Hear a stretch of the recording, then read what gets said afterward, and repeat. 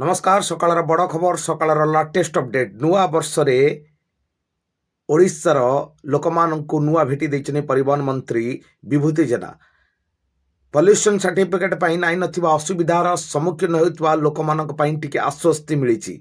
नुआ वर्ष हटहटा होउतबा लोक टिके आश्वस्ति देइछन्ती परिवहन मंत्री विभूति जेना से संपूर्ण भाव में प्रतिक्रिया रखी कहिथिले कि एबे पॉल्यूशन सर्टिफिकेट मार्च 31 पर्यंत अवधि बढ़ी जेहेतु जन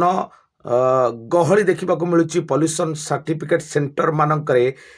लोक मैंने नहीं नथिबा असुविधार सम्मुखीन होउचंती सेतिपई मार्च 31 पर्यंत अवधि बढ़ी बोली परिवहन मंत्री विभूति जेना सूचना देइथिले एवं कोहल करथिले मार्च 31 पर्यंत पॉल्यूशन सर्टिफिकेट या परे ही धड़पकड़ हेब गाड़ी ग्रीन स्टिकर एथपाई बाध्यतामूलक नुहे बोली सीधा सड़क से कही